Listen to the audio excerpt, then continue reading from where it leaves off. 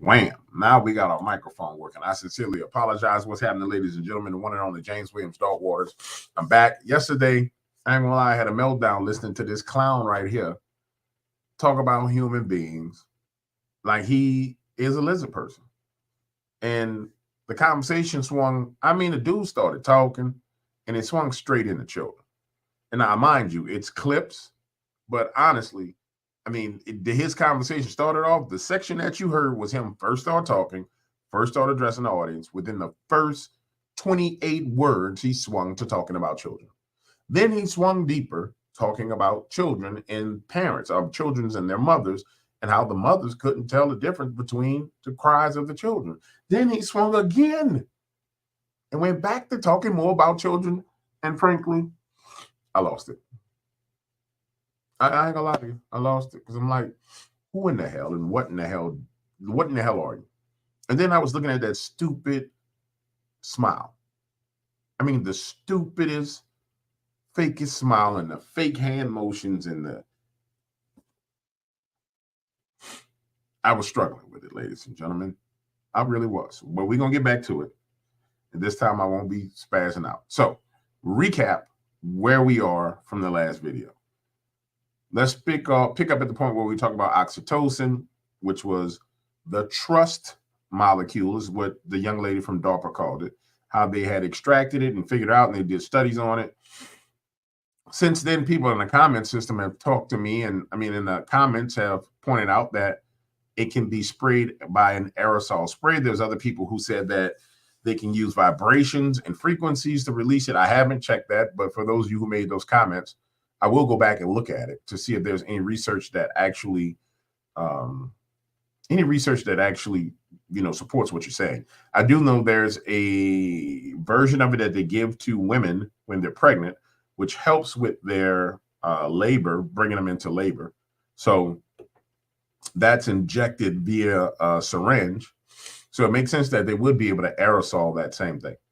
Nonetheless, I was thinking, I'm going to do it for the next video. I really think, and this is just me thinking, I could be wrong. For some reason, I remember doing the rollout of the, let's pick a word. What's the word they use for the coof? I remember there being these talking points where it was like, trust the signs, trust the signs, trust the signs, trust the signs, trust the signs. And I forgot whose channel I was watching it on. It was one of the genius content creators. But they put together this compilation of the people in the media saying trust, trust, trust, trust, trust, trust, trust, trust, trust, trust, trust, trust. And I'm sitting there thinking, the behavior patterns back then didn't make sense. I remember the behavior patterns of people back then not making sense. Like, remember how families were divided? Where people were like, oh, you can't come to dinner unless you do this. Oh, well, I'm not going by your house unless you wear that. And I'm thinking to myself, self? Yes. Self. Maybe they sprayed this stuff during that time period. Possibly they did. And then I said, self. What? What would they need in order to make people trust them? They would need the media to be telling them to trust and obey. And so we're going to jump down that rabbit hole. I want y'all to know. And I'll explore any rabbit hole in this manner that you want us to go down. But it's just when you start putting the pieces to the puzzle together, it makes perfect sense. Think about the narratives that were going on back then, how the media itself, which is the fifth estate, how the media itself was trust this, trust, trust, trust, trust, trust, trust, trusted science, trust this, trust that, trust this, trust that. Every word was trust. And I'm going to prove it.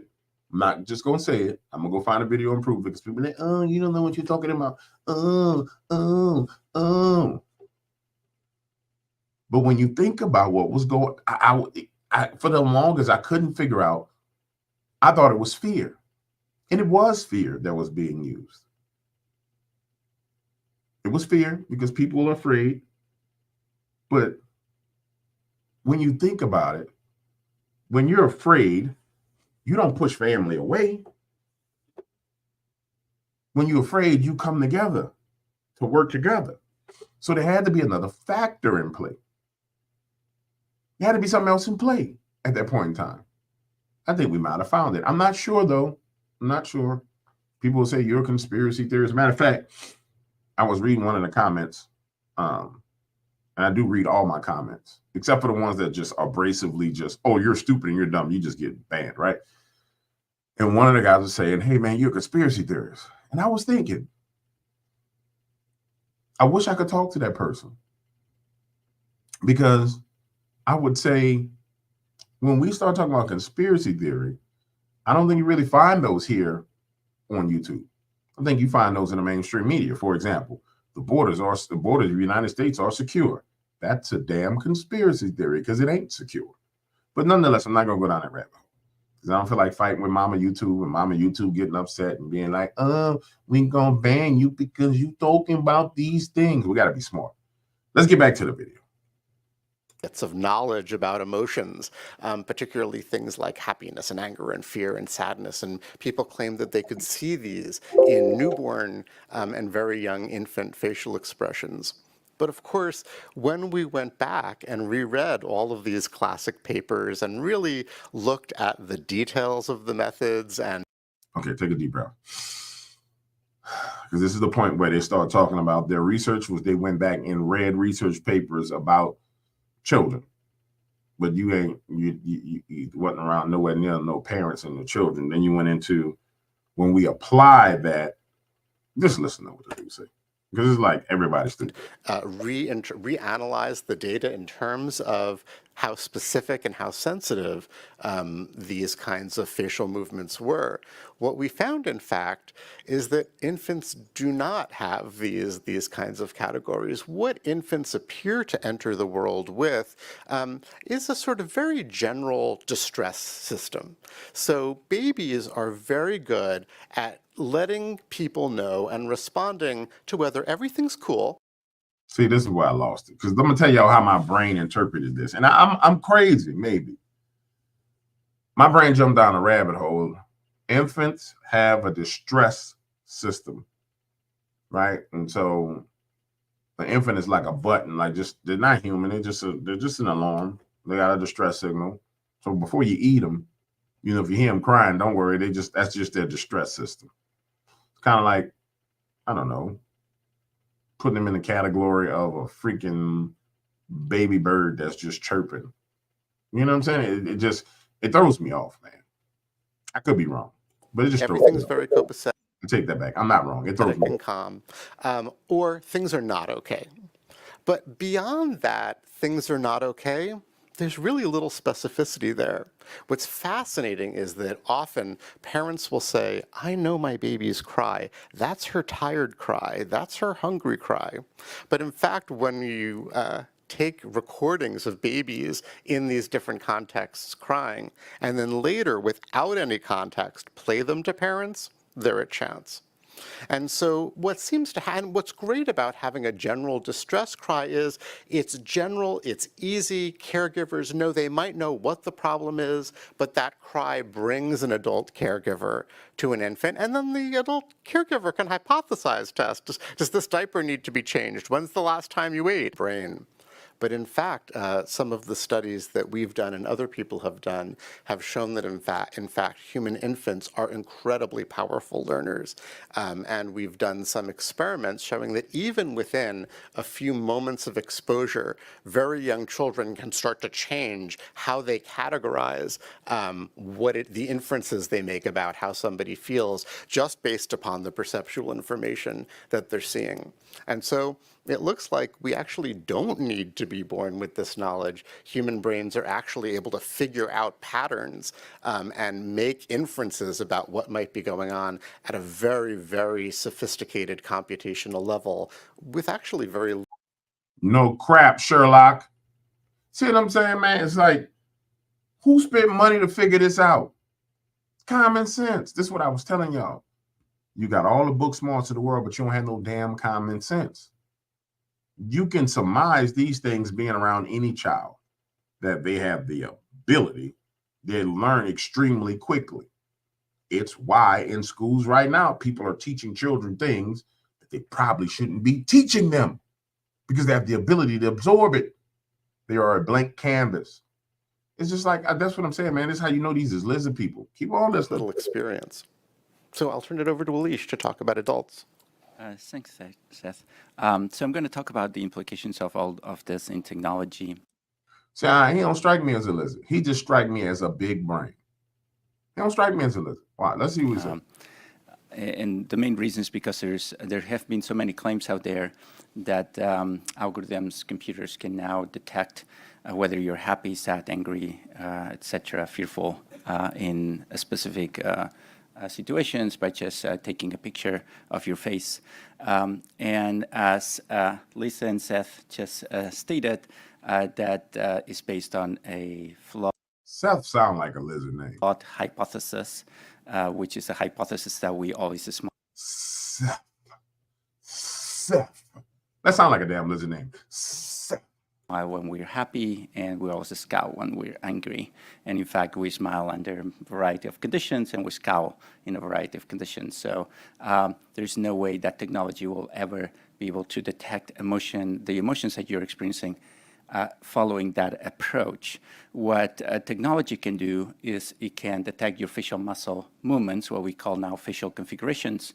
And these facial configurations are very important to communicate non-verbally between humans. So we're not here to say that facial configurations are not important, but that they are part of a very complex, poorly understood system to communicate between humans non-verbally. Maybe he is a lizard. Maybe he is a lizard. Man, I mean, and I know it seems like I'm harping on something that's really simple, but I just don't know anybody who refers to other people as humans. I don't know of a human that refers to other people as humans. I don't know anybody who does that. Maybe you do. Other humans, how people non-verbally communicate with other people, how individuals. It's just, and I know he's probably saying humans from a species standpoint, but I mean, but given what we've been talking about thus far, and this rabbit hole we done went down, they seem more and more lizardy to me. That's all I'm saying. My group, for example, had a paper a couple of years ago in PNAS where we showed that when you internally experience an emotion, you release peptides. Most famous peptides are hormones like testosterone, cortisol, and so on, and that this actually changes the blood flow, blood composition, and because the face is innervated with this huge number of blood vessels, your face pulsates in color for a period of time. You can actually detect those hormonal changes. For example, I had in a paper a face of a guy completely red, screaming, mouth wide open, eyes almost closed, and you showed this image to people, and based on this facial configuration, people would say this person is extremely angry, right? This is a very negative emotion. But when you showed it in context, that was a soccer player celebrating a goal with the arms stretched, which made a lot of sense, and then that's a very positive emotion, right? So you're going from very negative to very positive. So it's not only the category itself, it's even the valence of that emotion that changes. So okay, I get what Lizard Man's saying. And I'm still not sure if he's a lizard. He don't really strike me as a lizard, but he may be a lizard. I get what he's saying. So what he's saying is, contextually, looking at a person's face with a camera, you cannot determine anything other than the muscle movements of the face. But what he's saying is, outside of the context of the environment of everything that's going on, that can be deceiving. So therefore, the cameras will not work because you have to have complete context as to what's going on. So a soccer player, if you take a picture of a soccer player celebrating a goal and he's screaming, he looks like he's angry. But when you expand it out to everybody seeing it, in the stadium with him jumping across the screen like this, he's actually having a moment of celebration. Therefore, the technology, outside of having a complete context, will never be able to read our faces and determine what's what. But they're still trying to do it. So basically, he's saying that the technology is flawed and that they're going to arrest people that they shouldn't be arresting, and it's not going to work unless they can get everything else in context with that image of that person's face. I got you, Lizard Man. If a computer vision system or a machine learning algorithm is ever to understand human emotions, it does not only need to extract facial configurations from the image, which they can already do. It needs to understand the facial color, it needs to understand the body pose, it needs to understand the contextual information, it needs to understand, as Lisa has said many times, the situation that person is situated in, the culture of that person, depending on the culture. Things get modulated in different ways. So until that day, computers will not be able to read your emotions. And even before that, we still need in the cognitive sciences to run a lot of experiments to actually understand better, much better understand how emotions are produced and understood by our peers. And maybe a last point I would like to make is that At least this time he said our peers, as opposed to other humans. I mean, that you're making me feel like you're a normal human being at this point in time. Your eyes look a little lizardy, but I mean, overall, you just strike me as a big brain scientist. Bro, I'm sorry, you're not a lizard. You're just a big brain scientist. So what I'm hearing, ladies and gentlemen, is that they have the technology.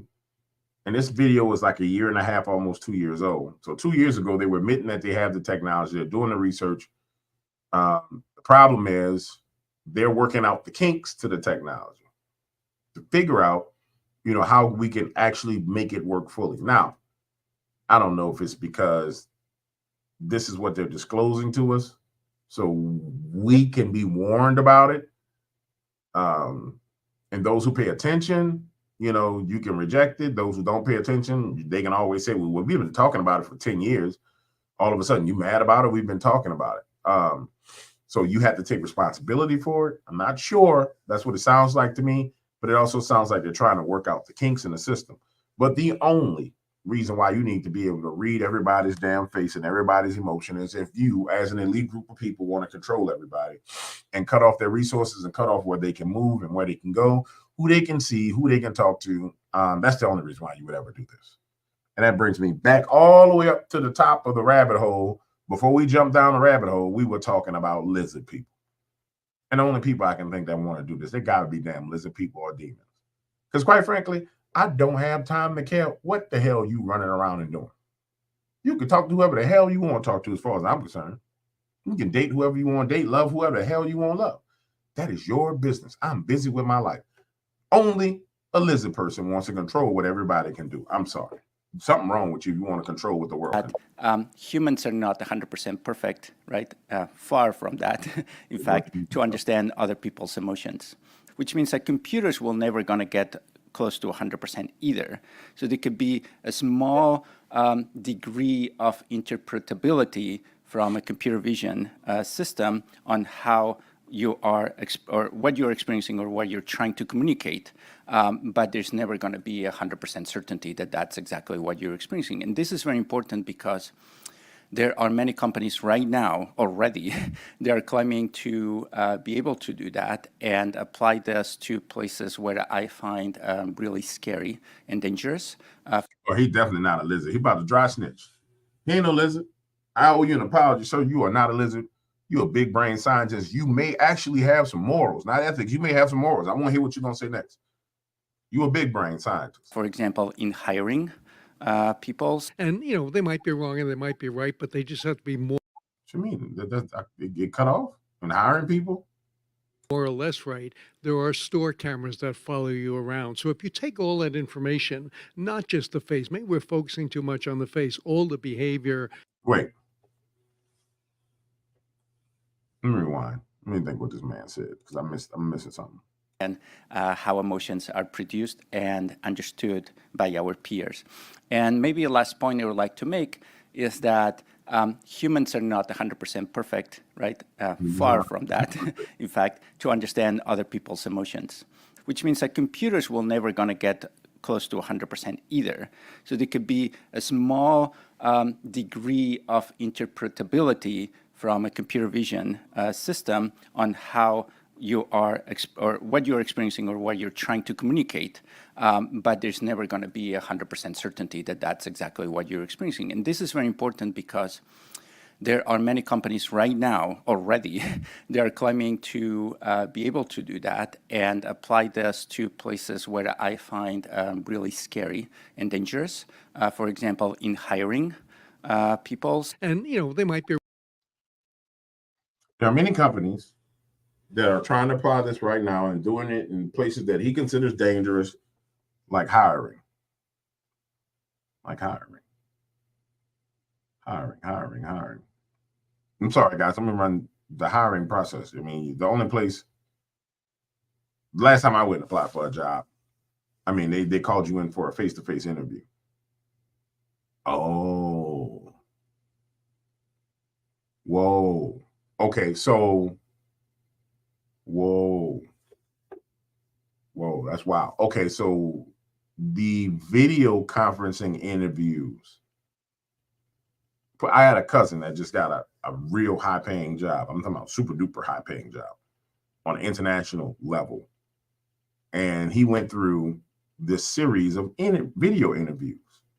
And I was like, bro, it's kind of weird that these people want to interview you on video for this high-level job. Wouldn't they want to like shake your hand and talk to you? You know what I'm saying? Be like, what's up, homie? Like smell you. You know what I'm saying? Smell your cologne. But they had this man do all these interviews on video. That's what this man talking about. So they're using this facial recognition technology, trying to read your face and read your intentions while they interviewing you.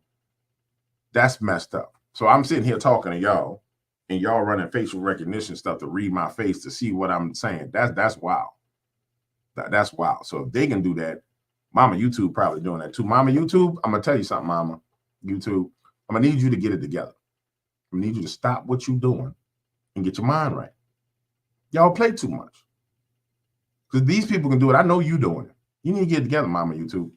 wrong and they might be right, but they just have to be more or less right. There are store cameras that follow you around. So if you take all that information, not just the face, maybe we're focusing too much on the face, all the behavior, is it going to be commercially viable? I mean, obviously some company will try to sell it, but will they make money? That's already being used. So if you're talking about the population, right, as a global entity, and you consider whether you can do better than chance, then the answer is absolutely yes, right? But that's a very low bar, right? That doesn't mean that, you know, in it. Yeah, exactly. If you're a company, that's all you care about. But does this mean that for a specific individual in a specific context or situation, that behavior means X? Then the answer is no, right? I would just also say it matters. A couple of things matter, I think, right? One is how much of the context are you measuring? So you can measure someone's face and you can measure their vocal acoustics, you can measure their body postures, but are you measuring them over time? There is a temporal context which is relevant there. Are you measuring their internal context? Each one of us carries around an internal context to our brains all the time. It's called your body.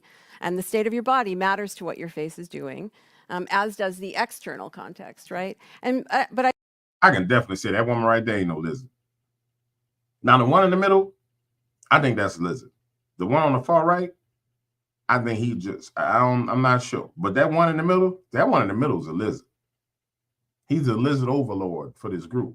That woman right there, based on what I'm hearing her say, she ain't no lizard. I mean, she's relating it directly to her personal experiences, talking about the context of the individual, and she's 100% right. And it's more so when you talk about your body, it's really more your emotions. But I get what she's saying. Like you don't know what kind of damn morning I had when you look at my face. I could have woke up snotting and sneezing with pain in my knees and my ankle. You're gonna search my body to find my pain to determine why my face is doing like this. You think I'm mad, but I'm in pain. You think I'm about to steal because my eyes is bug wide open like this, looking around. But hell, my sinus is acting up. If I close my eyes, I get snot in my eyes. This is dangerous, ladies and gentlemen. I want you to understand what these lizard people are doing is dangerous. It's very, very dangerous. The movie I was talking about was Minority Report. I want to thank everybody in the comments because you guys are fantastically brilliant. It's dangerous. We're heading towards Minority Report. And they're going to be wrong.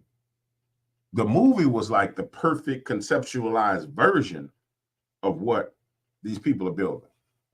But these lizard people get things wrong.